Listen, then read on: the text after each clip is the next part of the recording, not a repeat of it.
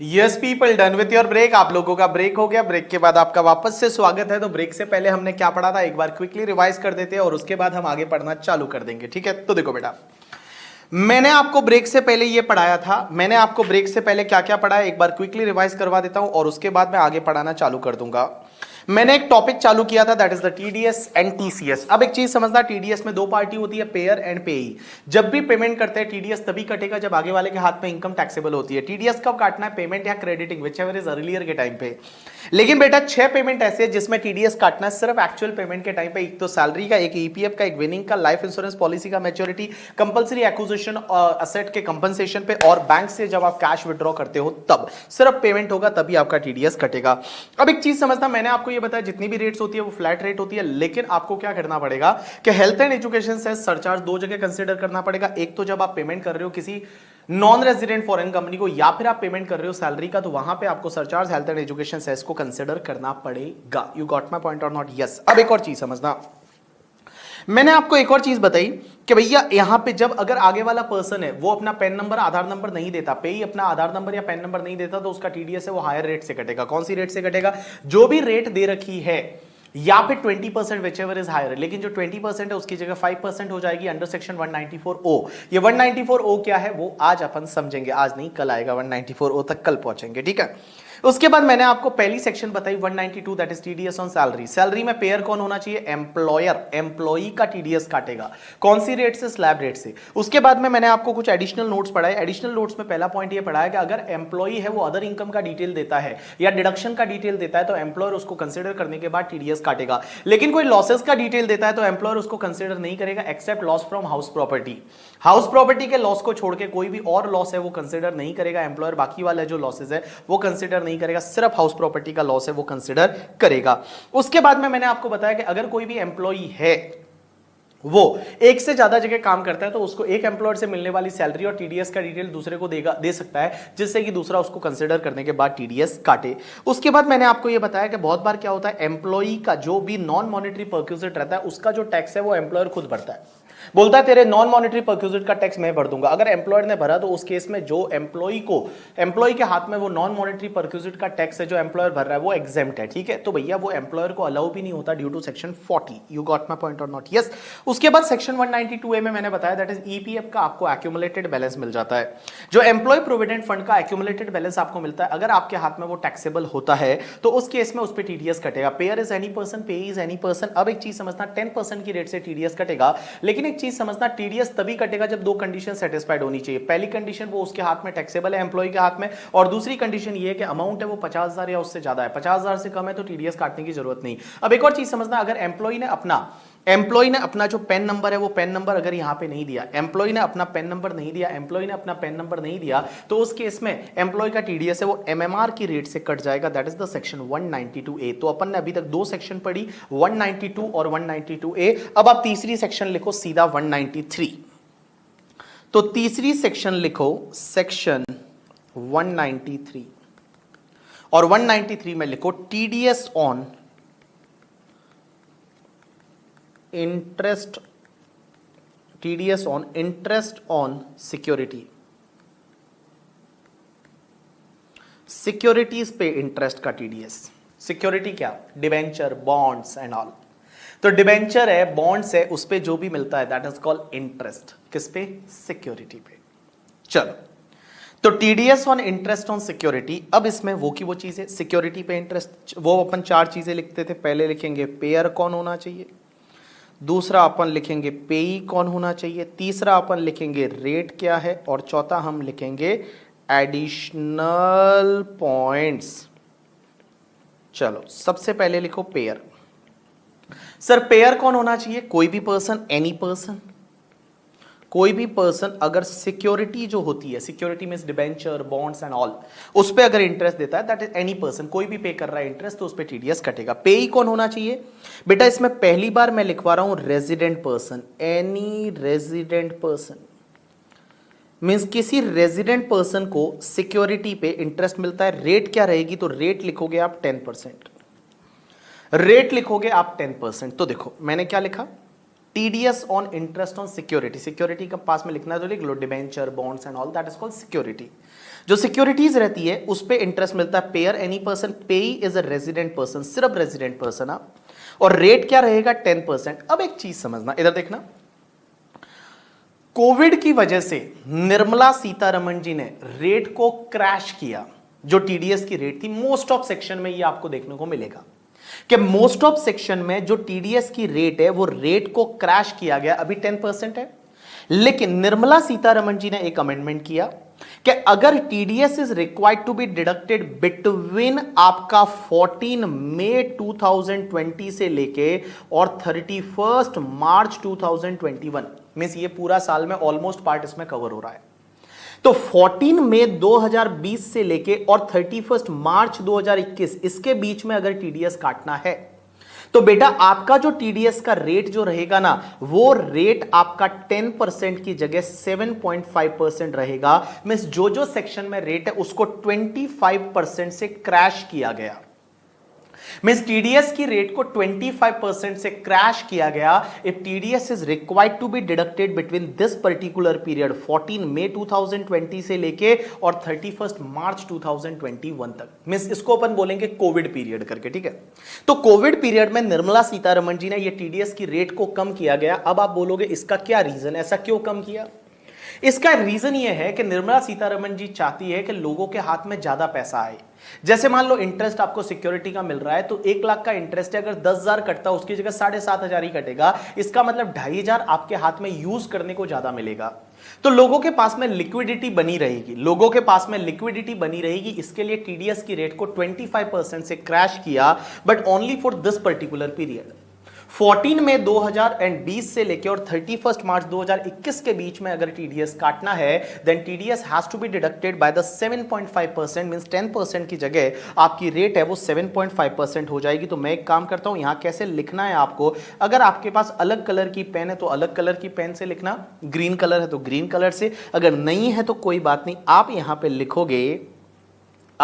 पे लिखोगे that rate is 7.5% from 14 May 2020 till 31st March 2021 due to the COVID। ये Covid situation की वजह से रेट को 25% से क्रैश किया गया। बहुत सारी सेक्शन में किया है, ये पहली सेक्शन हम पढ़ रहे हैं जहां पे रेट का क्रैशिंग हम पढ़ रहे हैं, ठीक है। चलो तो आप ये लिख लो, rate is 7.5% from 14 May 2020 till 31 March 2021। तो देखो मेरी तरफ देखो, सबसे पहली चीज हम पढ़ रहे टीडीएस ऑन सिक्योरिटी, सिक्योरिटी पे टीडीएस। लेकिन सर पेयर कौन होगा? Any person. पेई कौन होगा? Resident person. रेट है 10%। आप 10% याद रखोगे, बट ये भी ध्यान रखोगे कि कोविड की वजह से 25% कम हो गया है। अब यहां पे एडिशनल पॉइंट, मेरी तरफ देखो, बाद में आप लोग लिखना। इधर देखो, मेरी तरफ देखो, मेरी तरफ देखो। अब एक चीज समझना, आपको कुछ केसेस में टीडीएस काटने की जरूरत नहीं है, मींस नो टीडीएस। कब टीडीएस काटने की जरूरत नहीं है इस सेक्शन में? इसके कुछ 2-3 केसेस है जहां पे आपको टीडीएस काटने की जरूरत नहीं है। कब? मेरी तरफ देखना। सबसे पहला, अगर इंटरेस्ट पे किया जा रहा है, interest paid to LIC, means जो भी लाइफ इंश्योरेंस कॉर्पोरेशन है उसको इंटरेस्ट पे किया जा रहा है, या फिर जीआईसी को इंटरेस्ट पे किया जा रहा है, या फिर किसी और इंश्योरर है वो इंश्योरर को इंटरेस्ट पे किया जा रहा है, किसी और इंश्योरर को इंटरेस्ट पे किया जा रहा है, तो उस केस में टीडीएस है वो टीडीएस काटने की जरूरत नहीं है। मींस एलआईसी, जीआईसी या किसी और इंश्योरर को इंटरेस्ट पे किया जा रहा है तो टीडीएस काटने की जरूरत नहीं। ऐसा कैसे हो सकता है? जैसे मैं एक एग्जांपल लेता हूं, आपको पता है एलआईसी के पास बहुत पैसा आता है, जीआईसी जनरल इंश्योरेंस कंपनी जो गवर्नमेंट की उसके पास बहुत पैसा आता है, लाइफ इंश्योरेंस कंपनी या कोई भी इंश्योरेंस कंपनी है उसके पास बहुत पैसा आता है। इंश्योरेंस कंपनी भी तो आगे कहीं ना कहीं पैसे को इन्वेस्ट करती होगी। तो जैसे एलआईसी ने क्या किया, रिलायंस इंडस्ट्रीज लिमिटेड के बॉन्ड्स खरीद लिए। जो रिलायंस इंडस्ट्रीज लिमिटेड है उसके बॉन्ड्स खरीद लिए किसने? एलआईसी ने, लाइफ इंश्योरेंस कॉर्पोरेशन ने रिलायंस इंडस्ट्रीज लिमिटेड के बॉन्ड्स खरीद लिए। तो एक बात बताओ, रिलायंस अब इंटरेस्ट किसको पे करेगी? रिलायंस इंटरेस्ट एलआईसी को पे करेगी। तो रिलायंस को टीडीएस काटने की जरूरत नहीं है।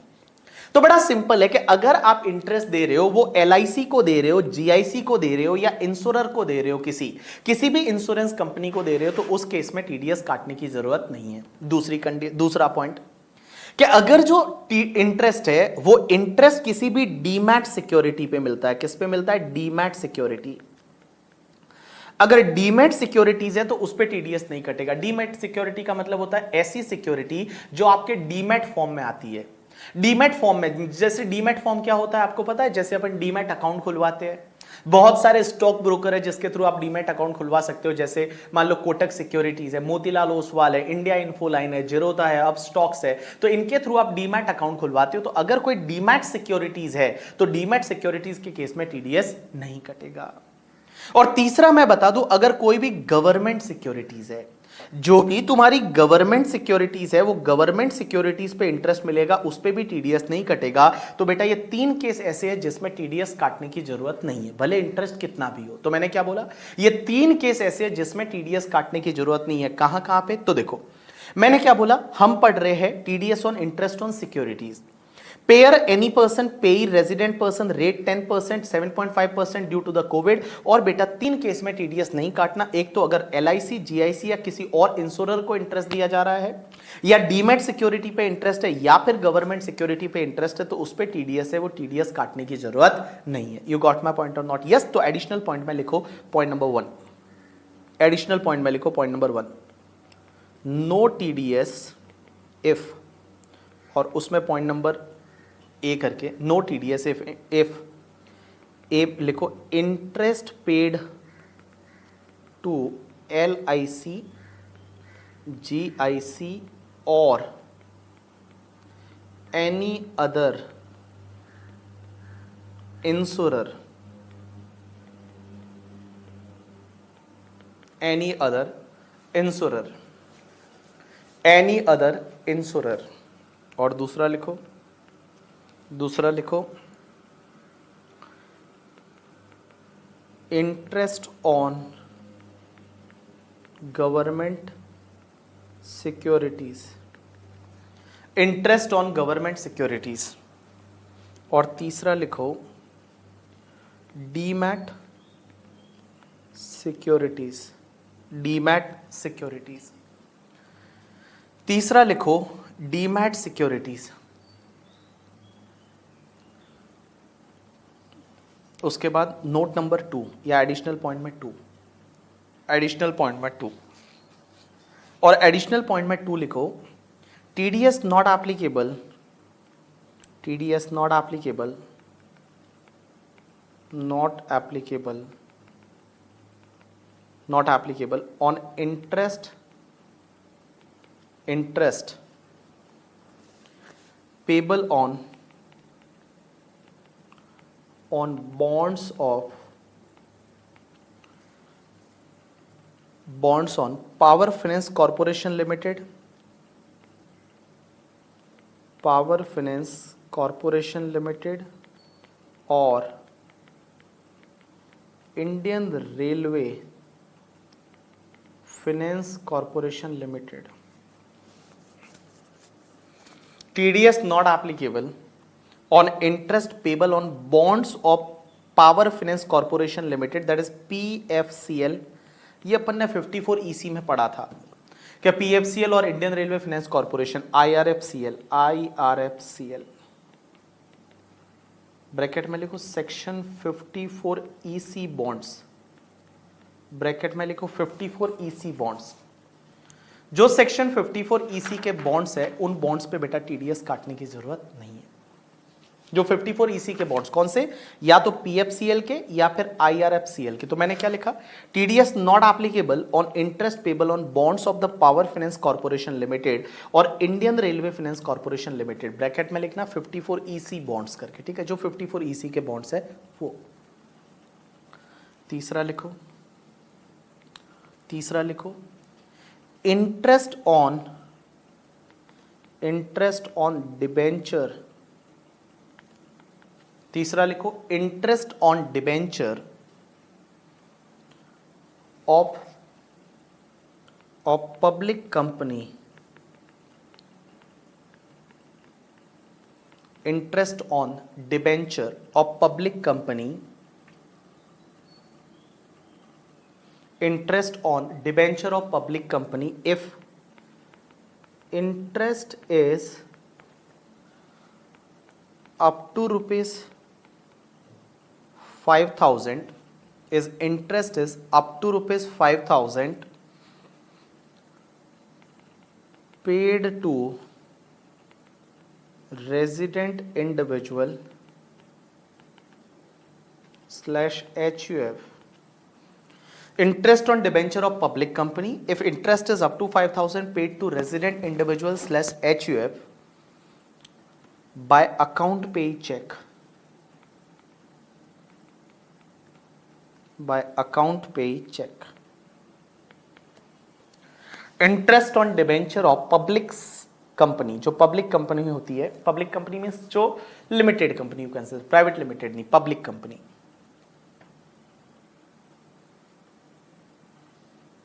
If interest is up to 5,000 paid to resident individual HUF by account pay cheque. तो देखो बेटा, मैंने आपको सेक्शन पढ़ाई, आपकी कौन सी सेक्शन 193 क्या बोलता है? TDS on interest on security. Interest जो सिक्योरिटी पे मिलेगा उस पे इंटरेस्ट पे टीडीएस.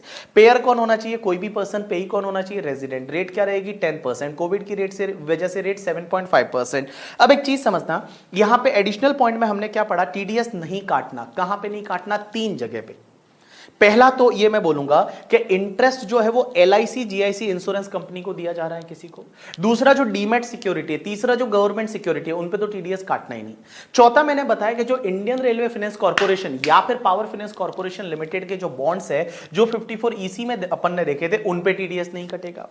और उसके बाद में तीसरा मैंने बताया कि जो भी आपकी पब्लिक कंपनी है जिसमें लोग सब्सटेंशियली इंटरेस्टेड रहते हैं, मींस पब्लिक कंपनी जो है उसने अगर इंटरेस्ट दिया किसी इंडिविजुअल HUF को जो 5,000 से ज्यादा नहीं है और वो अकाउंट पे ही चेक से दिया, तो उस केस में टीडीएस काटने की जरूरत नहीं है. अब एक बात बताओ मुझे, यहां मैंने क्या लिखवाया था? गवर्नमेंट सिक्योरिटी पे टीडीएस नहीं कटेगा, लेकिन इसका एक एक्सेप्शन है कि कुछ गवर्नमेंट सिक्योरिटी ऐसी है जिस पे टीडीएस काटना पड़ेगा. तो जहां इंटरेस्ट ऑन गवर्नमेंट सिक्योरिटी आपने लिखा है ना, वहां पे ऐसा स्टार मार्क करोगे.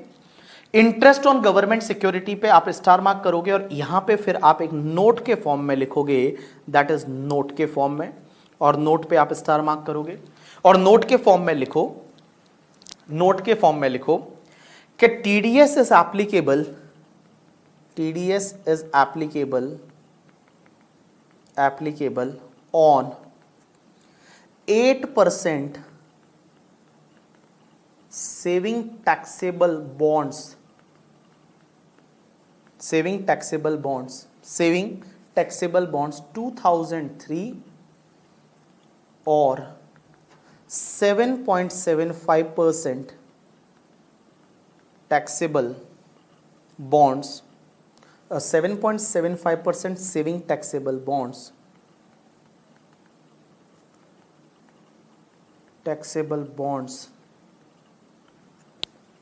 2018 only if interest payable is more than 10,000 during previous year. During previous year. तो आपने क्या लिखा? यहां पे 2 एक्सेप्शन लिखी कि TDS is applicable on 8% saving taxable bonds 2003.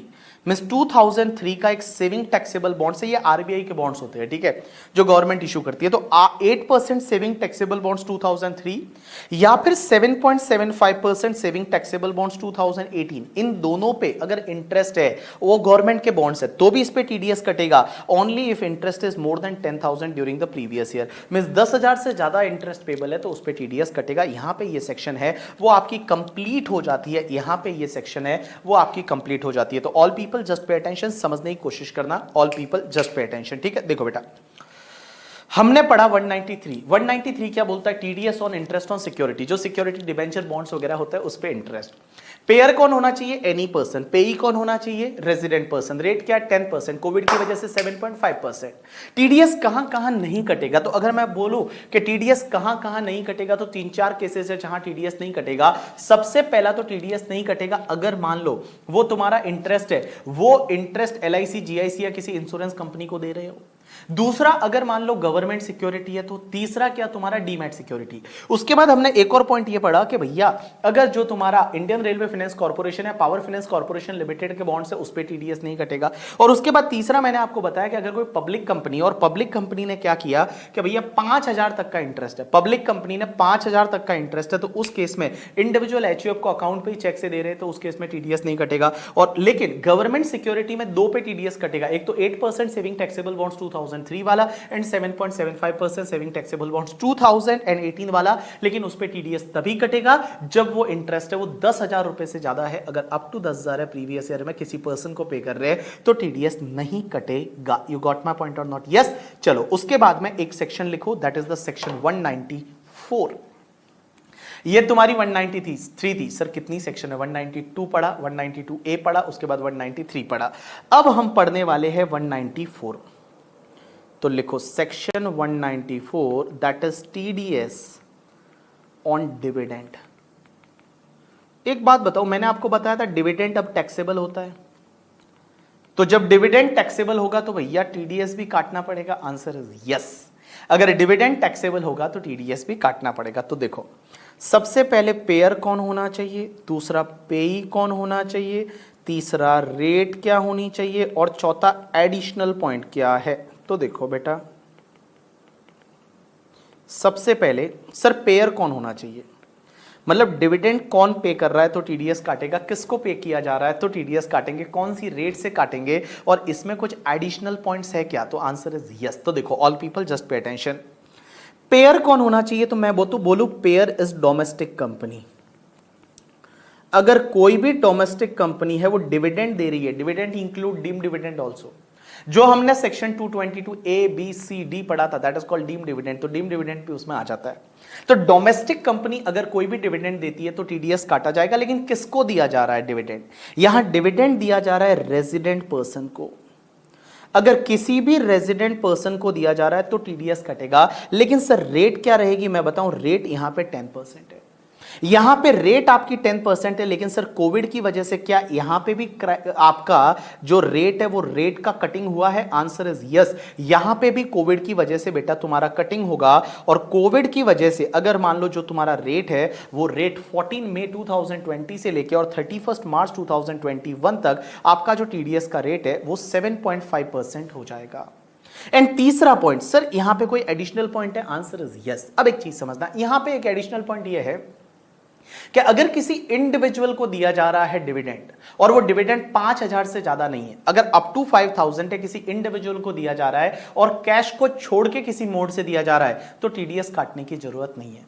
Means dividend is paid to any individual, individual को दिया जा रहा है और बेटा कैश को छोड़ के दिया जा रहा है और अप टू 5,000 है, तो टीडीएस काटने की जरूरत नहीं। तो मैं यहां पे लिख रहा हूं नो टीडीएस इफ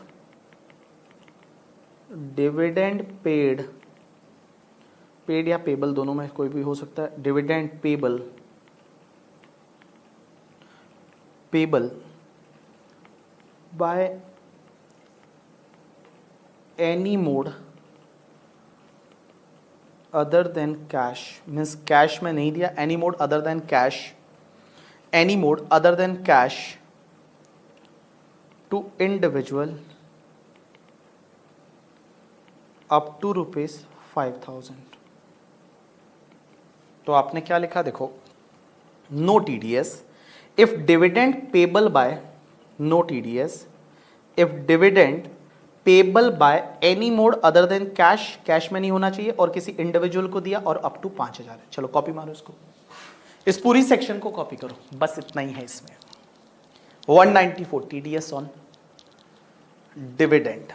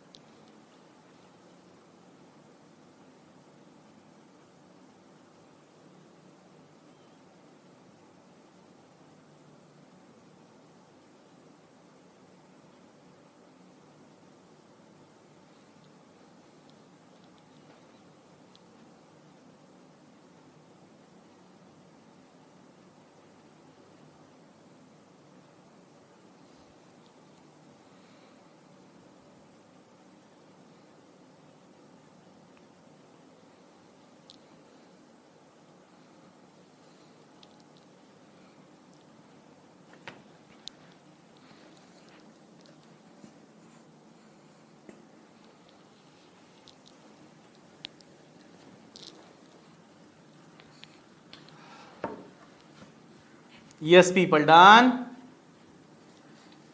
चलो 194 के बाद में अब अपन चालू कर रहे हैं बड़ी ही इंटरेस्टिंग सेक्शन 194A। सब लोग इधर ध्यान देना। 194A, 194 के बाद में अब आपका ध्यान इधर होना चाहिए, इधर उधर नहीं देखोगे, ठीक है। तो 194 के बाद में now we are going to start with the section 194A and 194A is related to the TDS on interest।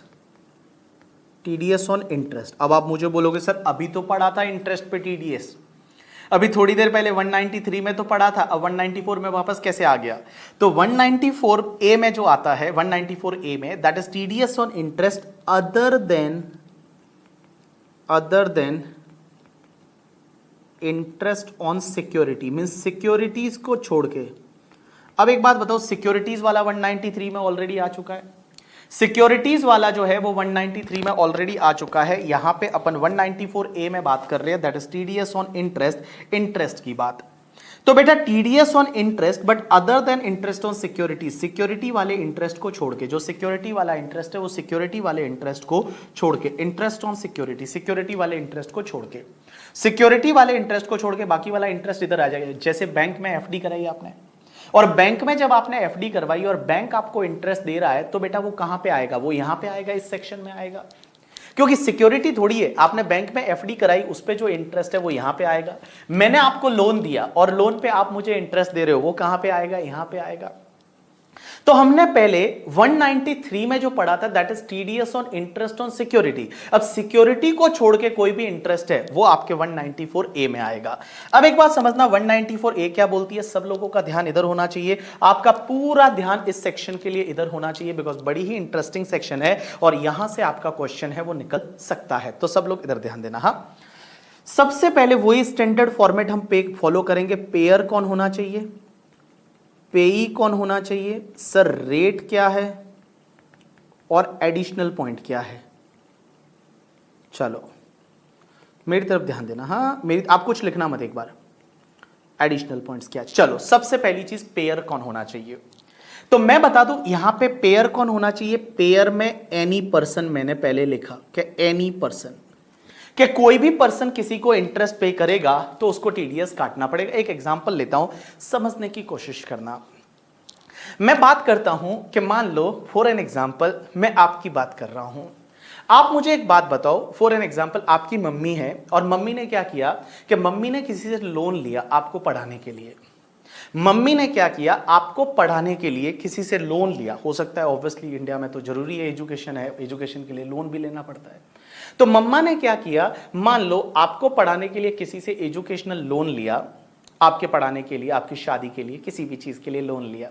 अब मम्मा जो है उसका इंटरेस्ट दे रही है, मम्मा जो है वो इंटरेस्ट दे रही है। मान लो मामा से लोन लिया, बट मामा तो एकदम, मामा भी लोन पे इंटरेस्ट लेने वाले हैं, ठीक है।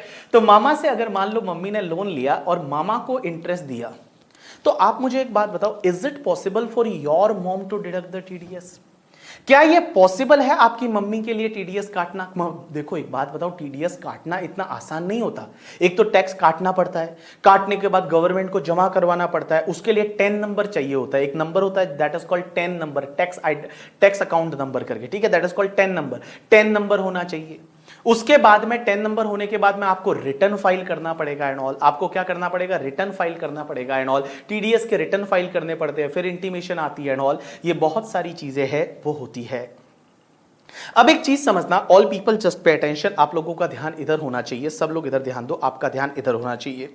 तो मैंने क्या बोला कि भैया अगर कोई भी पेयर है, मैंने यहां पे लिखा एनी पर्सन, लेकिन आपकी मम्मी के लिए तो TDS काटना जरूरी, मतलब पॉसिबल नहीं है। तो इन्होंने कुछ एक्सेप्शन दिया क्या? Answer is yes. इन्होंने बोला कि इंडिविजुअल HUF है ना, उनको TDS तभी काटना है जब लास्ट ईयर में उनका टर्नओवर 1 करोड़ से ज्यादा था, या ग्रॉस रिसिट प्रोफेशन के केस में आपका 50 लाख से ज्यादा था, तो ही TDS काटना है, अदरवाइज TDS नहीं काटना।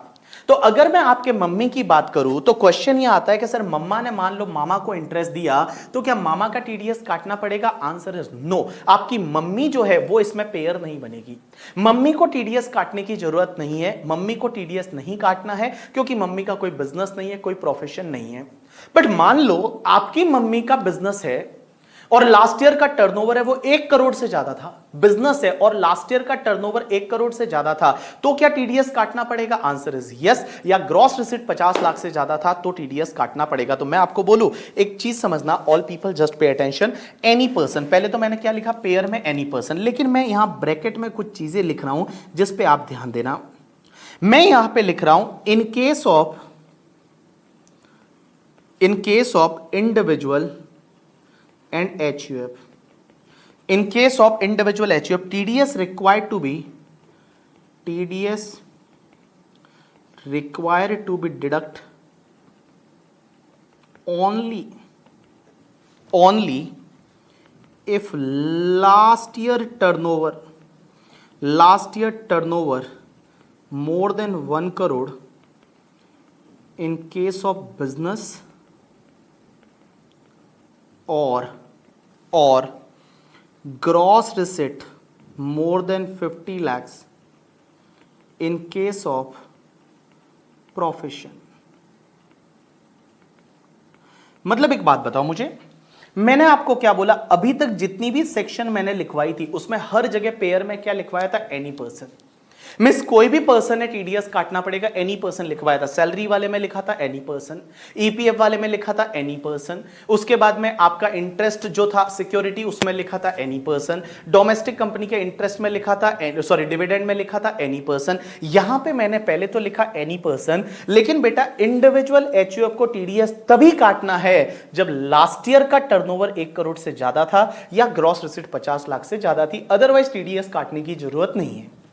जैसे मैं एक एग्जांपल ले रहा हूं, वापस वही वाला, कि आपकी मम्मा ने क्या किया कि लोन लिया आपके मामा से।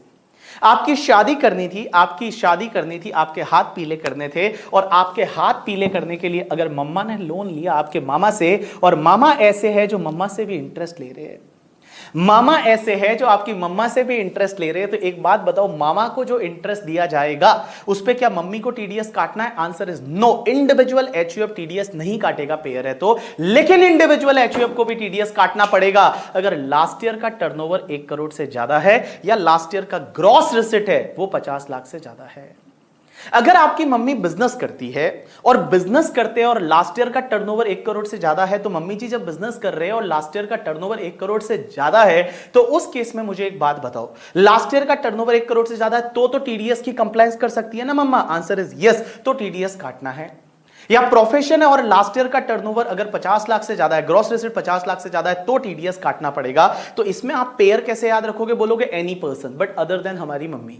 मींस मम्मी जी को टीडीएस नहीं काटना है क्योंकि मम्मी जी कोई बिजनेस वगैरह नहीं कर रही। बट अगर मान लो मम्मा है वो बिजनेस करती है और लास्ट ईयर का टर्नओवर 1 करोड़ से ज्यादा था, तो उस केस में टीडीएस काटना है। या प्रोफेशन करती है मम्मी और लास्ट ईयर का ग्रॉस रिसीट 50 लाख से ज्यादा था, तो टीडीएस काटना है, अदरवाइज टीडीएस काटने की जरूरत नहीं है। अब एक और चीज समझना, all people just pay attention. Sir पेई कौन होना चाहिए? तो मैं बताऊं, यहां इंटरेस्ट दिया जा रहा है रेजिडेंट पर्सन को। अगर रेजिडेंट पर्सन को इंटरेस्ट दिया जा रहा है तो टीडीएस काटना पड़ेगा। तीसरी चीज सर, रेट क्या है? 10%। सर रेट है वो 10% है, लेकिन सर एक बात बताओ, कोविड की वजह से यहां पे भी रेट का क्रैश हुआ है? Answer is yes. यहां पे भी इस सेक्शन में भी रेट का क्रैश हुआ है और 10% की जगह जो रेट है वो आपकी 7.5% हो जाएगी। 14 मई 2020 से लेके और 31 मार्च 2021 तक है, ये रेट 7.5% हो जाएगी 10% की जगह। यू गॉट माई पॉइंट और नॉट? अरे बोलो समझा कि नहीं समझा? समझा। चलो अब एक और चीज समझना। तो आपको मैंने क्या बोला, इस सेक्शन में हम क्या पढ़ रहे हैं? That is TDS on interest. क्या इंटरेस्ट पे टीडीएस, पेयर कौन? Any person, but other than individual HUF whose turnover और gross receipt in the last year is less than up to 50 lakh और 1 करोड़ करके, ठीक है। अगर उससे ज्यादा है तो उस केस में इंडिविजुअल एचयूएफ भी टीडीएस काटेंगे। पेई कौन होना चाहिए? कोई भी resident person. Rate is 10%, but Covid की वजह से जो है वो रेट आपका क्या हो गया? कोविड की वजह से जो रेट है वो रेट आपका कम हो गया है, दैट इज द 7.5% रेट। यहां पे 7.5% है ड्यू टू द कोविड। अब एक चीज समझना, कुछ एडिशनल पॉइंट, सब लोग इधर ध्यान देना। पहले सब लोग इधर ध्यान देना, मेरी तरफ ध्यान दो। एक बात बताऊं, टीडीएस बाद में लिखना, पहले मैं समझा देता हूं। टीडीएस अगर कोई भी इंटरेस्ट दे रहा है, वो इंटरेस्ट पूरे साल का मिला के, अगर कोई भी पर्सन इंटरेस्ट दे रहा है, टीडीएस तभी काटना है जब वो इंटरेस्ट पूरे साल का मिला के 5,000 रुपए से ज्यादा है। अगर 5,000 रुपए से ज्यादा है तो ही टीडीएस काटना है, अदरवाइज नहीं काटना। जैसे मान लो मेरा लास्ट ईयर ऑडिट हुआ, मैंने आपसे लोन लिया, इस साल में मैं आपको इंटरेस्ट दे रहा हूं, वो सिर्फ 3,000 दे रहा हूं, क्या आपका मैं टीडीएस काटूंगा? Answer is no. मैं आपको इंटरेस्ट दे रहा हूं, वो 4,000 दे रहा हूं, क्या मैं आपका टीडीएस काटूंगा? Answer is no. मैं आपको 5,000 दे रहा हूं, क्या मैं टीडीएस काटूंगा? Answer is no. मैं आपको 8,000 दे रहा हूं, क्या टीडीएस काटूंगा? आंसर इज यस, काटना पड़ेगा। मींस अप टू 5,000 है तो टीडीएस नहीं कटेगा, 5,000 से ज्यादा है तो ही टीडीएस काटना है।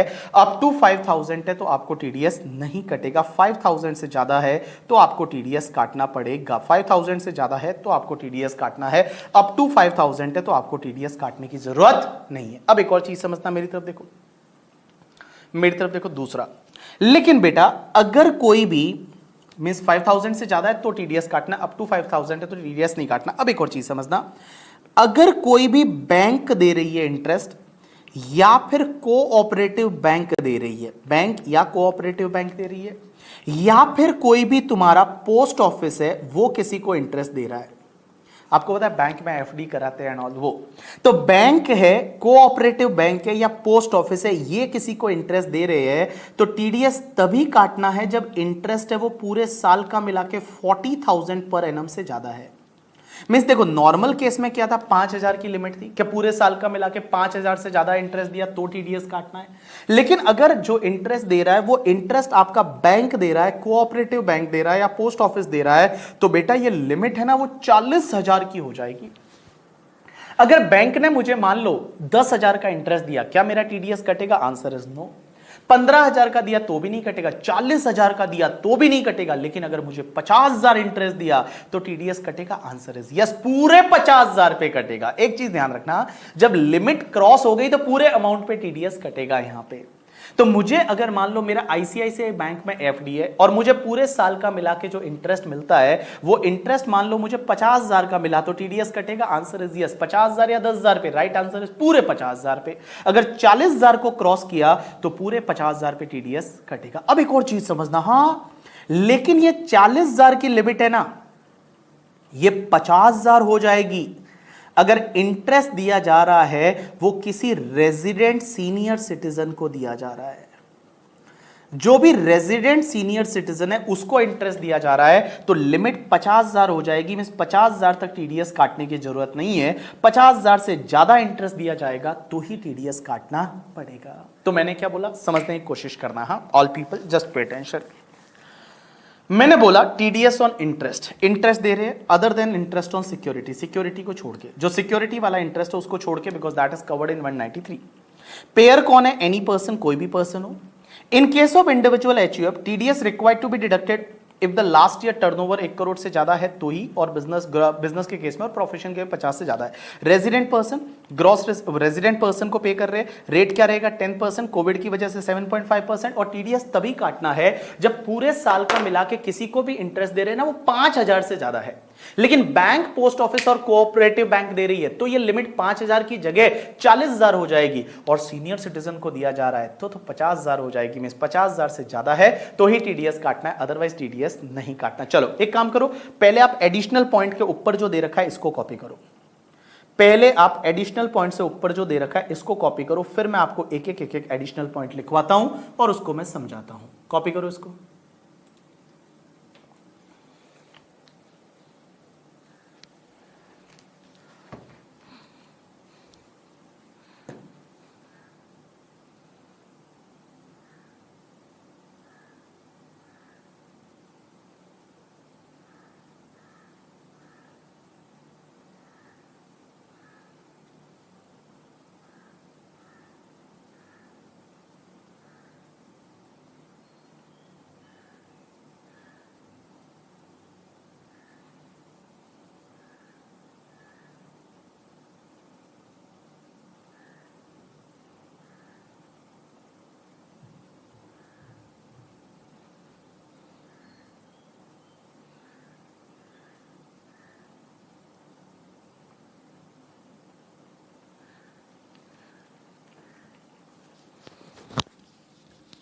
कॉपी करो फटाफट।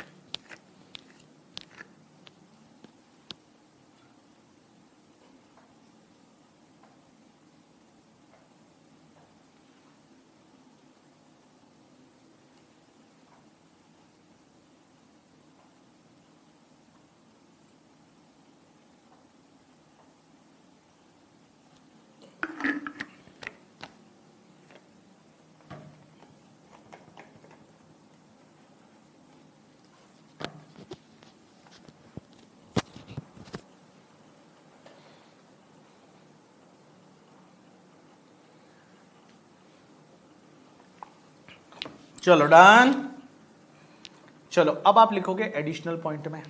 अब आप लिखो एडिशनल पॉइंट में, और एडिशनल पॉइंट में सबसे पहले पॉइंट नंबर 1, एडिशनल पॉइंट में पॉइंट नंबर 1,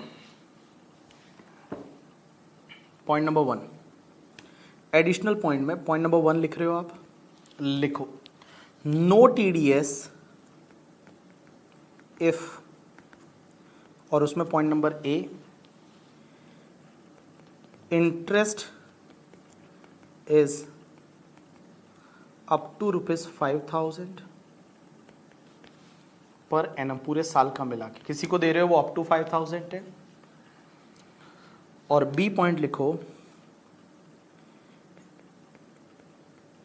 इंटरेस्ट पेड और payable by bank / cooperative bank / post office is up to ₹40,000, is up to ₹40,000, is up to ₹40,000, is up to ₹40,000। Interest paid और payable by bank, cooperative bank, post office is up to ₹40,000। यहां bracket में लिखो, यहीं पे bracket में लिखो limit is 50,000, is 50,000 a payee is resident senior citizen, resident senior citizen, limit is 50,000, a payee is resident senior citizen, limit is 50,000, a payee is a resident senior citizen। तो आपने क्या लिखा कि इंटरेस्ट पेड और payable by bank, cooperative bank, post office is up to 40,000 but limit is 50,000, a payee is a resident senior citizen. अब एक चीज समझना, इधर देखना, all people just pay attention, मेरी तरफ देखो, मेरी तरफ देखो, एक मैं आपको एक कंसेप्ट सिखा रहा हूं, समझने की कोशिश करना।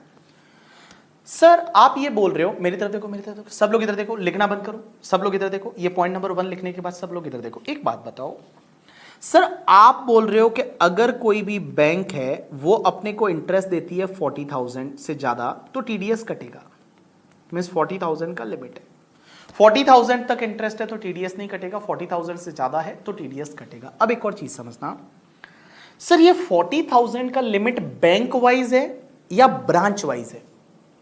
भाई बैंक वाइज है ये 40,000 का या ब्रांच वाइज है? जैसे मैं एक एग्जांपल लेता हूं कि एक बैंक है एचडीएफसी। अब एचडीएफसी बैंक में मेरा एक कांदिवली में अकाउंट है, कांदिवली मुंबई में एक जगह का नाम है, कांदिवली में अकाउंट है। वही एचडीएफसी बैंक में एक मेरा अंधेरी की ब्रांच में अकाउंट है, अंधेरी में अकाउंट है, और वही एचडीएफसी बैंक में एक मेरा दादर में अकाउंट है। ये 3 जगह है मुंबई में जहां की 3 ब्रांच में मेरा अकाउंट है। अब हुआ क्या, ये ब्रांच से मुझे इंटरेस्ट मिल रहा है मान लो 15,000, ये ब्रांच से भी मिल रहा है मुझे 15,000, और ये ब्रांच से भी मुझे मिल रहा है 15,000। मेरा 3 ब्रांच में अकाउंट है और तीनों एचडीएफसी बैंक की है। तो एचडीएफसी बैंक की बेटा कांदिवली ब्रांच से मुझे 15,000 का इंटरेस्ट मिलता है, अंधेरी ब्रांच से मुझे 15,000 का इंटरेस्ट मिलता है, और दादर की ब्रांच से भी मुझे 15,000 का इंटरेस्ट मिल रहा है। मुझे बेटा इंडिविजुअल ब्रांच से 15,000 मिल रहा है, मींस 40,000 से ज्यादा नहीं है, बट अगर एचडीएफसी तीनों ब्रांच है वो एचडीएफसी की है तो मुझे टोटल देखूंगा तो मुझे एचडीएफसी से 45,000 का इंटरेस्ट मिल रहा है, जो कि मेरी जो लिमिट होती है 40,000 उससे ज्यादा है। My question to all of you, मेरा सब लोगों से क्वेश्चन है कि क्या इसमें टीडीएस कटेगा या नहीं कटेगा, क्या इसमें टीडीएस कटेगा या नहीं है। मतलब ब्रांच तो अलग अलग है बट बैंक एक ही है, तो एक ही बैंक की 3 ब्रांचें मुझे 15,000 का इंटरेस्ट दे रही है, 40,000 से ज्यादा इंटरेस्ट होता है तो टीडीएस कटता है। तो क्वेश्चन ये आता है कि क्या मेरा यहां टीडीएस कटेगा या नहीं कटेगा। Right answer is yes, TDS कटेगा।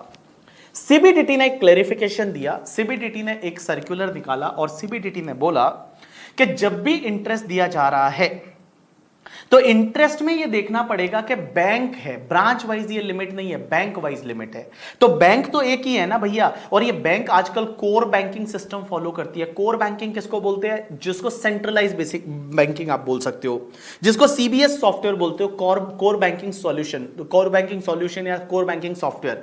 जो कोर बैंकिंग सॉफ्टवेयर है वो क्या होता है, आप मुझे एक बात बताओ, मैं मुंबई में अभी आपके अकाउंट में पैसा जमा करवाऊंगा, आपको वहां आप निकाल सकते हो अपने गांव में, आंसर इज यस। या आपने अपने गांव में डाला, मैं मेरे गांव में उस पैसे को निकाल सकता हूं, answer is yes, because they are follow the core banking. तो जब कोर बैंकिंग सिस्टम फॉलो कर रहे हैं तो ये जो 40,000 का लिमिट है ये ब्रांच वाइज नहीं देखा जाएगा, ये बैंक वाइज देखा जाएगा। तो यहां एचडीएफसी बैंक है, वो मुझे कितना पे कर रही है, 45,000 का इंटरेस्ट। तो क्या मेरा टीडीएस कटेगा, आंसर इज यस, यहां मेरा टीडीएस कटेगा। क्या टीडीएस कटेगा, आंसर इज यस, यहां पे मेरा टीडीएस कटेगा। So in this case my TDS is required to be deduct, answer is yes, यहां TDS कटेगा because HDFC बैंक है वो मुझे कितना 45,000 का इंटरेस्ट दे रही है, that is more than 40,000, 40,000 से ज्यादा है, तो yes यहां पे TDS है वो कटेगा। लेकिन मुझे एक बात बताओ, मेरा अगर 3 अलग अलग बैंक में अकाउंट होता, जैसे HDFC अंधेरी में जो मेरा अकाउंट है उसमें मुझे 15,000 का इंटरेस्ट मिला, उसके बाद मैंने यस बैंक में अकाउंट खुलवाया, ठीक है, और यस बैंक जो है उसने मुझे, मान लो यस बैंक जो है वो कांदिवली में है और यस बैंक ने मुझे 15,000 का इंटरेस्ट दिया, और उसके बाद मैंने आईसीआईसीआई बैंक जो है उसमें और अकाउंट खुलवाया, उसने भी मुझे 15,000 का इंटरेस्ट दिया। तो 3 अलग अलग बैंक से मुझे 15,000 का इंटरेस्ट मिल रहा है, क्या यहां पे टीडीएस कटेगा, आंसर इज नो, यहां पे टीडीएस नहीं कटेगा। क्योंकि एक बात बताओ, यहां पे पेयर तो अलग अलग है ना, पेयर एक होना चाहिए, मतलब एक पेयर ने किसी भी पेई को, एक पेई को अगर 40,000 से ज्यादा का इंटरेस्ट दिया, 40,000 से ज्यादा का इंटरेस्ट दिया तो टीडीएस कटेगा। तो यहां एचडीएफसी बैंक से मुझे 15,000 मिला, टीडीएस नहीं कटेगा, यस बैंक से मुझे 15,000 मिला, टीडीएस नहीं कटेगा, आईसीआईसी बैंक से मुझे 15,000 मिला तो मेरा टीडीएस नहीं कटेगा। लेकिन ऊपर वाले एग्जाम्पल में जो एचडीएफसी बैंक था उसकी तीनों ब्रांच थी और वो तीनों ब्रांच ने मुझे 15,000 का, तो मुझे 45,000 का इंटरेस्ट दिया था एचडीएफसी ने। किसने, एचडीएफसी। पेयर तो एक ही है, कोर बैंकिंग सॉफ्टवेयर ये फॉलो करते हैं, तो यहां पे टीडीएस कटेगा। तो एक काम करो, जो आपने ये पॉइंट नंबर ए और बी लिखा उसके बाद में उसके नीचे एक नोट लिखो, जैसा मैं आपको लिखवाता हूं। लिखो एक नोट लिखो, 10 रुपए का नोट लिखो, हाँ नोट लिखो। Bank opting core banking solution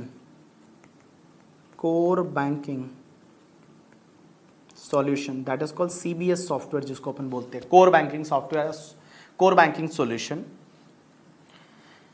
the limit of 40,000 या 50,000, सीनियर सिटीजन के केस में 50,000 है, तो लिमिट ऑफ 40,000 या 50,000 और 50,000 will not be per branch, will not be per branch, but will be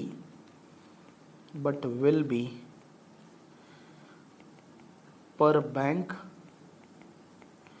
और per bank, हाँ, will not be per branch और per bank, but will be per bank, will not be per branch but will be per bank, means bank wise ये देखी जाएगी, bank wise ये देखी जाएगी। अब एक चीज समझना, कुछ और केसेस है जहां टीडीएस नहीं कटता। कहां पे, ये आपने लिखा, bank opting core banking software, then limit of 40 और 50,000 will not be per branch but will be per bank, ये पर बैंक लिमिट देखी जाएगी, ठीक है। चलो उसके बाद में ये तुम्हारा पॉइंट नंबर 1 था दैट नो टीडीएस इफ वाला करके, ठीक है। अब एक चीज समझना, बेटा कुछ ऐसे केसेस और है, लिखना बाद में, मैं पहले समझा दूं, कुछ ऐसे केसेस और है जहां टीडीएस नहीं कटेगा इस सेक्शन में।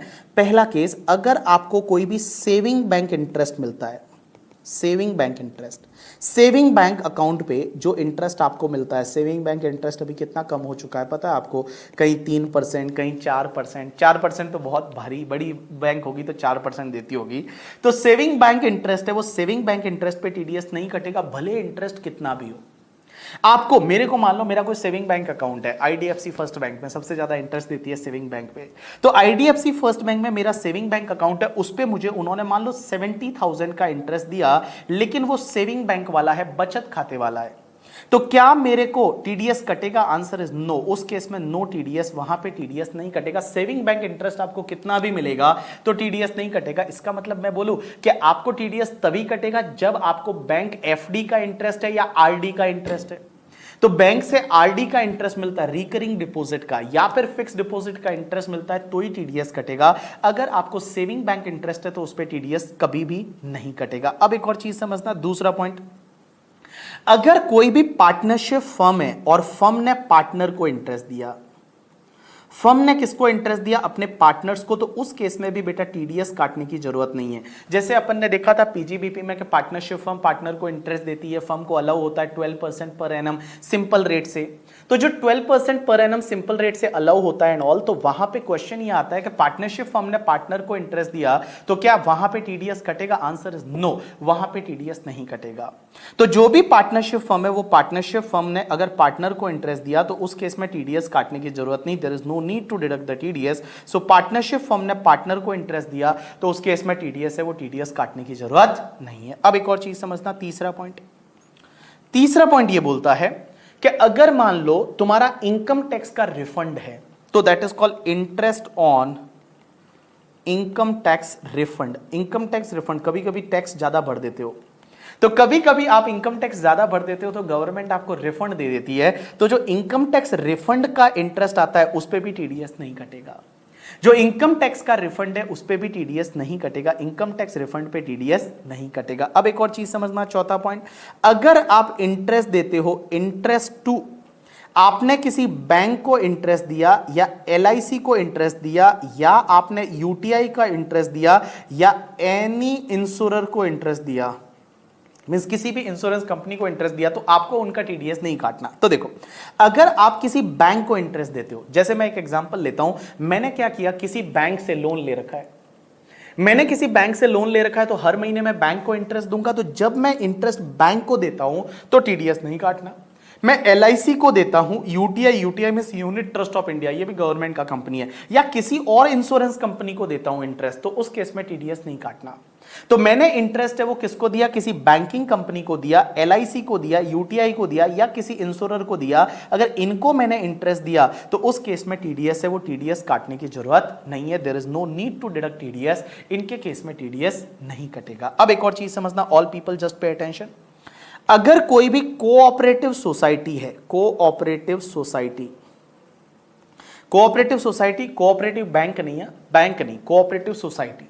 एक होती है कोऑपरेटिव सोसाइटी वाली बैंक, जिसको गांवों में कोऑपरेटिव बैंक बोलते हैं, कोऑपरेटिव बैंक नहीं, सिर्फ कोऑपरेटिव सोसाइटी। कुछ सोसाइटी होती है, आपने देखा होगा गांवों में वगैरह सोसाइटी होती है, किसान की सोसाइटी, हमारे यहाँ बिल्डिंग की society, that is called cooperative society.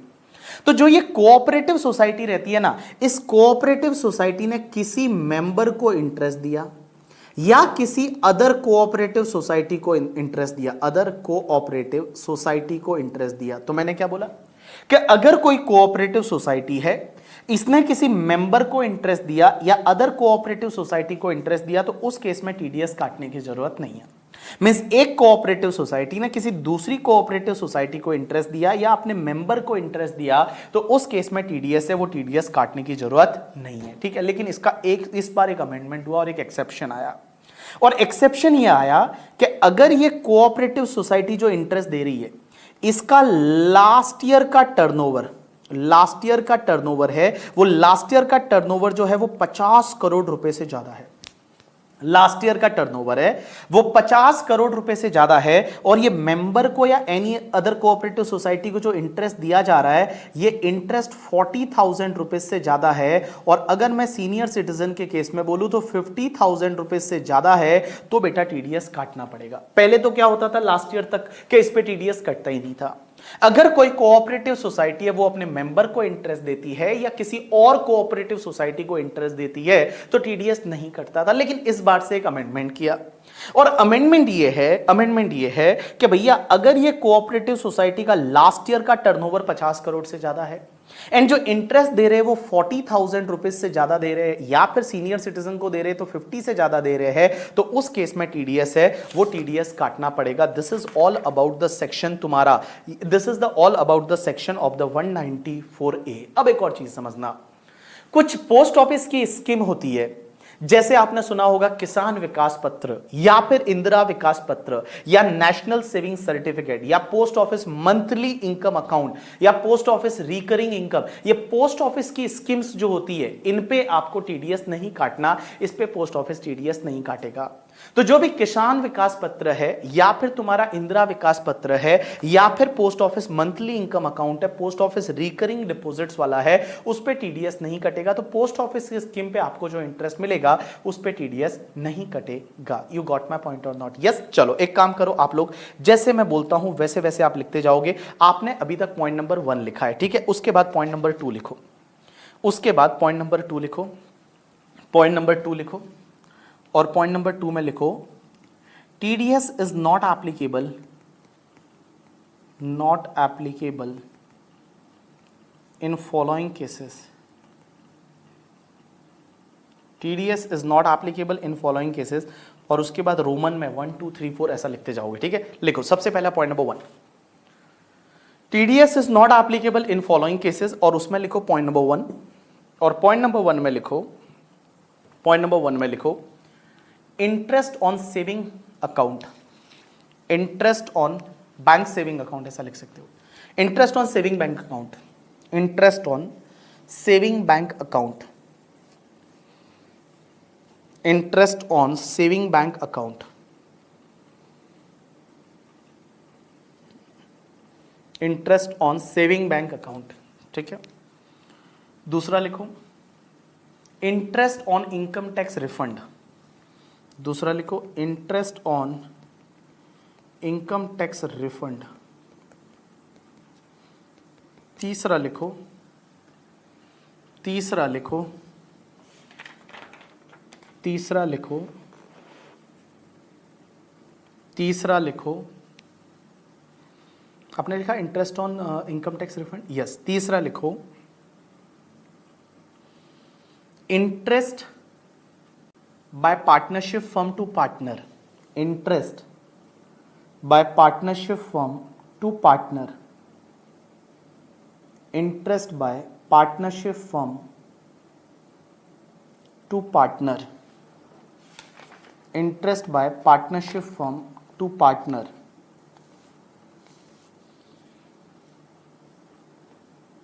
उसके बाद चौथा लिखो interest paid to any bank, interest paid to any bank comma LIC, interest to any bank comma LIC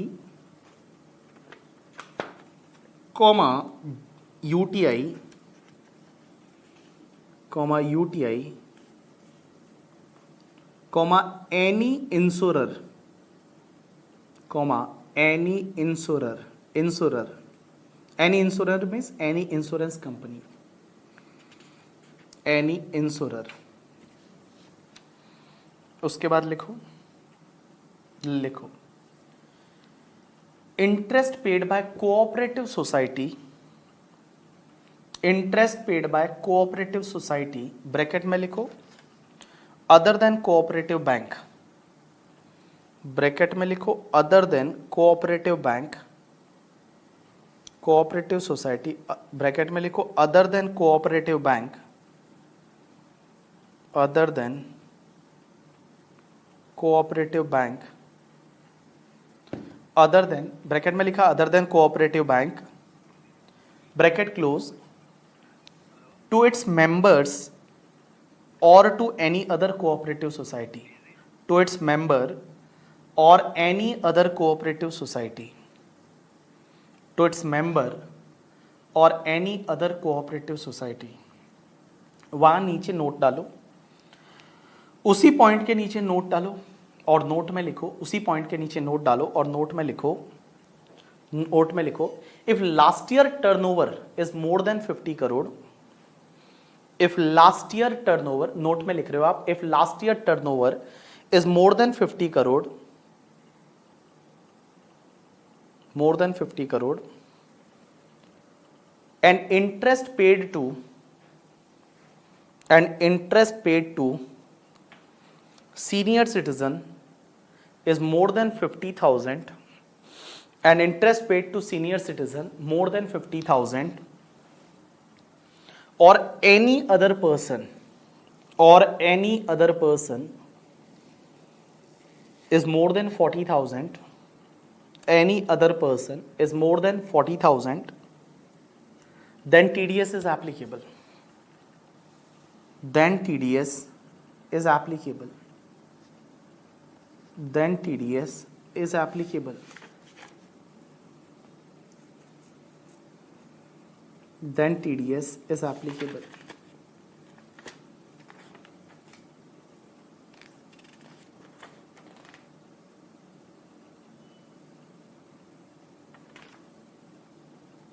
done.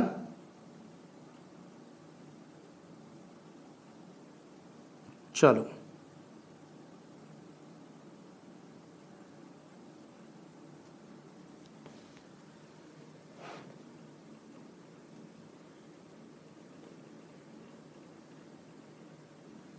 चलो एक और पॉइंट लिखवाऊं जो मैंने आपको समझाया नहीं, बट मैं आपको लिखवा रहा हूं। लिखो नेक्स्ट पॉइंट, जो भी आपका पॉइंट रहेगा उसमें लिखो, मैं आपको फिर मैं समझाता हूं। लिखो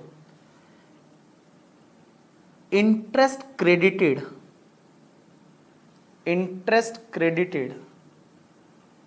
on the compensation amount, interest credited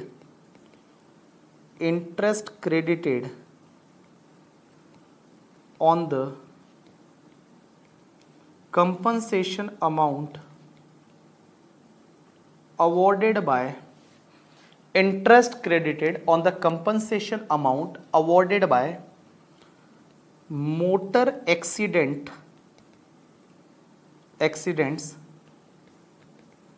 claims tribunal। तो आपने क्या लिखा? Interest credited on the compensation amount awarded by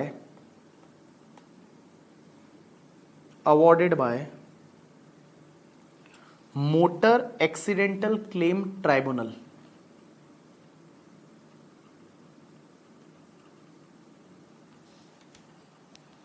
और उसके बाद उसके नेक्स्ट पॉइंट में लिखो इंटरेस्ट पेड, नेक्स्ट पॉइंट में लिखो interest paid on the compensation amount,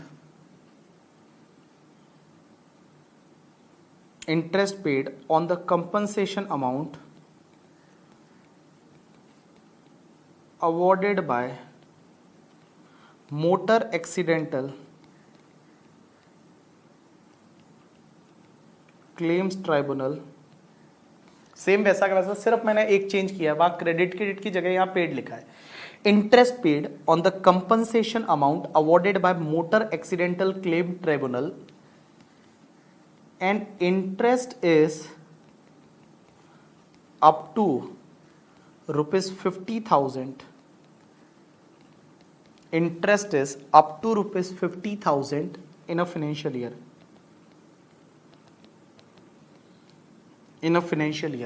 interest is up to rupees 50,000 in a financial year।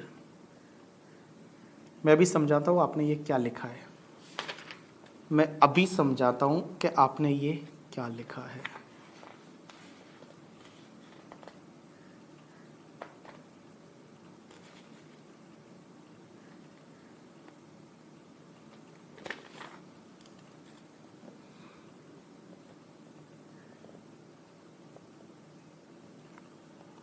मेरे को एक सेकेंड, आईसीआई का मॉड्यूल मैं देख रहा हूं। क्या इसमें पोस्ट ऑफिस वाला पॉइंट है?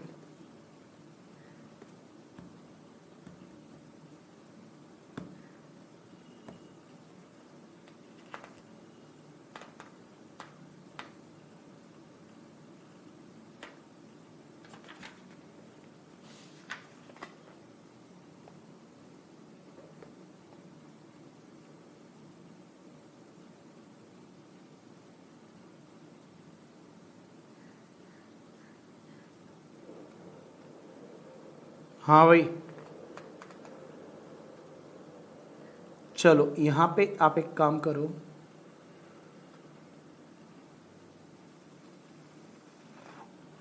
डन। पोस्ट ऑफिस वाला पॉइंट है वो इन्होंने यहां लिखा हुआ नहीं है। चलो मैं पोस्ट ऑफिस वाला जो पॉइंट अभी आपको मैंने बोला था, किसान विकास पत्र और किसान इंदिरा विकास पत्र वगैरह, ये अभी आते हैं या नहीं एक बार देखना पड़ेगा। शायद अभी वो डिसकंटिन्यू हो गए तो इसके लिए वो पॉइंट लिखा नहीं है। मैं आपको एक बार इसके बारे में कल के लेक्चर में बता दूंगा कि लाइक वो जो पॉइंट था। अब ये क्या लिखा आपने, इधर देखो, इधर देखो सब लोग, इधर देखो, ये आपने क्या लिखा सर? यहां पे आपने लिखा है कि interest credited on the compensation amount awarded by the motor accidental claim tribunal. अगर एक बात बताओ, मोटर एक्सीडेंटल, कुछ ऐसा एक्सीडेंट वगैरह हुआ था और वहां पे आपको कुछ कंपनसेशन मिलता है उसमें, और कंपनसेशन कभी कभी लेट मिलता है। बहुत बार क्या होता है, मोटर एक्सीडेंटल क्लेम ट्राइब्यूनल है, उसके हिसाब से आपको कंपनसेशन मिला और वो कंपनसेशन लेट मिला, तो जो कंपनसेशन आपको अवार्ड किया गया तो उस पे इंटरेस्ट भी तो मिलेगा। अगर लेट मिला तो उस पे इंटरेस्ट मिलेगा। वो इंटरेस्ट क्रेडिट किया तो टीडीएस नहीं है, भले कितना भी इंटरेस्ट हो। इंटरेस्ट क्रेडिट किया तो टीडीएस काटने की जरूरत नहीं, लेकिन वो इंटरेस्ट पे करेंगे तो टीडीएस काटना पड़ेगा। Answer is yes. अगर इंटरेस्ट पे किया जाता है तो टीडीएस काटना पड़ेगा। तो व्हेनेवर इंटरेस्ट पे किया जाएगा तो टीडीएस कटेगा। इंटरेस्ट क्रेडिट किया तब टीडीएस काटने की जरूरत नहीं। इंटरेस्ट जब पे किया जाएगा तो उस केस में टीडीएस कटेगा, लेकिन पेमेंट पे भी टीडीएस इंटरेस्ट में तब कटेगा जब बेटा उस इंटरेस्ट का अमाउंट पूरे साल में 50,000 से ज्यादा का पेमेंट का होता है। तो मैंने क्या बोला कि अगर मोटर एक्सीडेंटल क्लेम ट्राइब्यूनल में आप गए थे और उन्होंने कुछ कंपनसेशन अवार्ड किया, उस कंपनसेशन लेट मिला, तो उस पे जो इंटरेस्ट क्रेडिट होगा, क्रेडिटिंग के टाइम पे टीडीएस नहीं काटना, पेमेंट के टाइम पे काटना है। और पेमेंट के टाइम पे भी तब काटना है जब पूरे फाइनेंशियल ईयर का मिला के जो इंटरेस्ट है वो 50,000 से ज्यादा का इंटरेस्ट पे होता है। तो 50,000 से ज्यादा का इंटरेस्ट पे होता है तो ही टीडीएस काटना है, अदरवाइज टीडीएस काटने की जरूरत नहीं है। तो चलो एक बार इसको क्विकली रिवाइज कर देते हैं कि हमने 194A में क्या पढ़ा। ये बड़ी सेक्शन थी, आंसर इज यस। तो देखो बेटा 194 जो सेक्शन है 194A, that is TDS on interest. Pair कौन होना चाहिए? मैंने बोला एनी पर्सन, बट आपकी मम्मा को छोड़ के। मिस इंडिविजुअल एचयूएफ को टीडीएस तभी काटना है जब लास्ट ईयर में बिजनेस का टर्नओवर या तो 1 करोड़ से ज्यादा था या प्रोफेशन के केस में ग्रॉस रिसीट 50 लाख से ज्यादा था। पेई कौन होना चाहिए बेटा यहां पे? तो पेई आपका रेजिडेंट पर्सन। रेट क्या रहेगा? 10%, बट 10% की जगह 75.5% होगा ड्यू टू द कोविड। अब एक बात समझना, टीडीएस कहां कहां नहीं काटना। एक तो किसी को भी आप इंटरेस्ट दे रहे हो, अगर अप टू 5,000 है तो टीडीएस नहीं काटना, लेकिन बैंक, कोऑपरेटिव बैंक और पोस्ट ऑफिस देती है तो उस केस में आपका 40,000 से ज्यादा है तो ही टीडीएस काटना है, और सीनियर सिटीजन को दिया जाता है तो 50,000 से ज्यादा है तो टीडीएस काटना है। लेकिन कुछ केसेस ऐसे हैं जहां पे टीडीएस काटने की जरूरत नहीं है। एक तो सेविंग बैंक इंटरेस्ट है, उस पे टीडीएस नहीं कटेगा। इनकम टैक्स के रिफंड पे आपको इंटरेस्ट मिलता है, उस पे टीडीएस नहीं कटेगा। उसके बाद पार्टनरशिप फर्म ने पार्टनर को इंटरेस्ट दिया, उस पे टीडीएस नहीं कटेगा। आप इंटरेस्ट किसी बैंक, एलआईसी या यूटीआई को या किसी इंश्योरेंस कंपनी को देते हो तो टीडीएस नहीं कटेगा। अगर कोऑपरेटिव सोसाइटी है, उसने क्या किया, अपने मेंबर को या किसी और कोऑपरेटिव सोसाइटी को इंटरेस्ट दिया तो टीडीएस नहीं कटेगा। लेकिन अमेंडमेंट यह है कि अगर उस कोऑपरेटिव सोसाइटी का लास्ट ईयर का टर्नओवर है वो 50 करोड़ से ज्यादा है और जो इंटरेस्ट दिया जा रहा है वो इंटरेस्ट आपका 40,000 50,000 से ज्यादा है तो टीडीएस कटेगा। और लास्ट में मैंने बताया कि अगर कोई भी तुम्हारा मोटर एक्सीडेंटल क्लेम ट्रिब्यूनल के हिसाब से कंपनसेशन अवार्ड होता है, उस पे इंटरेस्ट क्रेडिट के टाइम पे टीडीएस बिल्कुल नहीं काटना, पेमेंट के टाइम पे भी नहीं काटना। अगर अप टू 50,000 तक का इंटरेस्ट है, अगर 50,000 से ज्यादा का इंटरेस्ट पे किया जाता है पूरे फाइनेंशियल ईयर में, तो उस केस में टीडीएस है वो टीडीएस कटेगा। और मैंने बोला पोस्ट ऑफिस के जो ये इंदिरा विकास पत्र है, किसान विकास पत्र है, इनके केस में टीडीएस नहीं कटता। लेकिन मैं इसका पॉइंट अभी लिखवा नहीं रहा हूं बिकॉज आईसीआई के मटेरियल में नहीं लिखा, तो मैं भी अभी नहीं लिखवा रहा हूं आपको। ठीक है, चलो अब एक और चीज समझना। यहां पे इंटरेस्ट के केस में एक चीज समझना, माइनर चाइल्ड है। अगर मान लो एक दो क्लेरिफिकेशन है वो लिखने की जरूरत नहीं। अगर कोई माइनर चाइल्ड है, उसके पेरेंट्स की डेथ हो जाती है, माइनर बच्चा है और उसके पेरेंट्स की डेथ हो जाती है, क्योंकि माइनर की इनकम में पेरेंट्स के हाथ में टैक्सेबल होती है, तो टीडीएस भी पेरेंट्स के पैन कार्ड के अगेंस्ट काटा जाता है।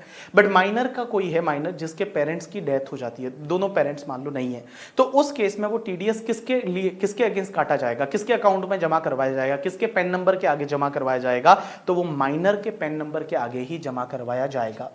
तो अगर कभी भी क्या होता है, अगर कोई भी मान लो लाइक माइनर है और माइनर के पेरेंट्स की अगर डेथ हो जाती है, तो डेथ के केस में क्या होगा, वो माइनर के पैन कार्ड के आगे ही वो टीडीएस है वो जमा करवाया जाएगा। यू गॉट माई पॉइंट और नॉट? यस। चलो अब एक और छोटी छोटी 2 सेक्शन और पढ़ लेते हैं, उसके बाद मैं आपको छोड़ दूंगा। चलो ठीक है, चलो 2 सेक्शन अपन छोटी छोटी और पढ़ते, बहुत छोटी छोटी सेक्शन। ठीक है, लिखो हेडिंग 2, आप उसमें 3 लाइन छोड़ देना, वो पोस्ट ऑफिस वाला देख के मैं आपको कल लिखवाता हूं। ठीक है, चलो लिखो next section 194B, section 194B, और 194B में लिखो TDS on winnings. TDS on winnings 194B मतलब बड़े लोग पैसा कहां लगाते हैं, विनिंग्स में करके। ठीक है, लॉटरी में पैसा लगाते हैं जो बड़े बड़े लोग होते हैं, तो लिखो TDS on winnings from lotteries, TDS on winning from lotteries comma crosswords comma puzzles etcetera etcetera, मतलब ये वाली विनिंग। कौन सी वाली? TDS on winning from lottery, crossword, puzzles etcetera etcetera. अगर लॉटरी लग जाती है, पहली चीज तो पेयर कौन होना चाहिए, पेई कौन होना चाहिए, और तीसरी चीज रेट क्या है, और चौथा एडिशनल पॉइंट क्या है। तो देखो बेटा, सबसे पहला पेयर कौन होना चाहिए, तो पेयर इस सेक्शन में एनी पर्सन, कोई भी पर्सन हो जो ऑर्गेनाइजिंग करता है विनिंग का। पेई कौन होना चाहिए, पेई में भी लिखो एनी पर्सन, कोई भी पर्सन हो, कोई फर्क नहीं पड़ता। रेट क्या रहेगा, 30%, 30% का आपका रेट रहेगा, 30% का क्या रहेगा, रेट रहेगा। अब एक और चीज समझना, आपको टीडीएस तभी काटना है, TDS is applicable only if winning is more than 10,000। तो मैं यहां लिख लेता हूं no TDS if winning is up to 10,000। अगर अप टू 10,000 का विनिंग है तो टीडीएस नहीं कटेगा। अप टू 10,000 का विनिंग है तो टीडीएस नहीं कटेगा। 10,000 से ज्यादा का विन किया आपने तो ही टीडीएस कटेगा। तो 194B is a TDS on winnings from lottery, crossword, puzzles, etc. etc. Pair any person, pay any person, rate is 30%, no TDS if winning is up to 10,000. up to 10,000 है तो TDS काटने की जरूरत नहीं, 10,000 से ज्यादा है तो TDS काटना पड़ेगा।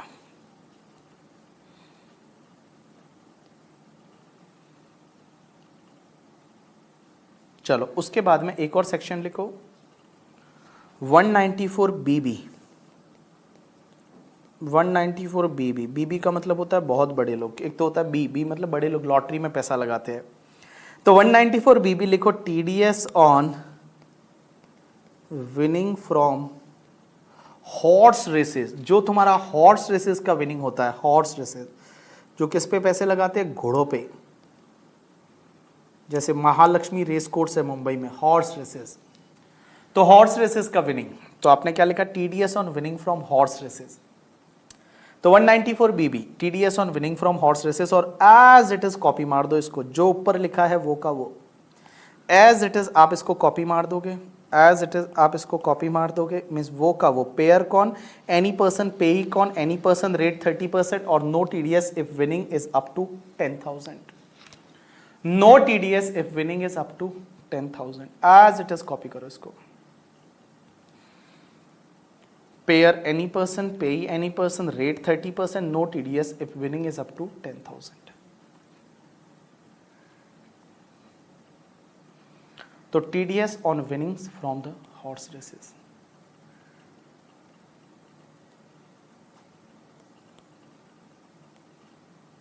चलो डन।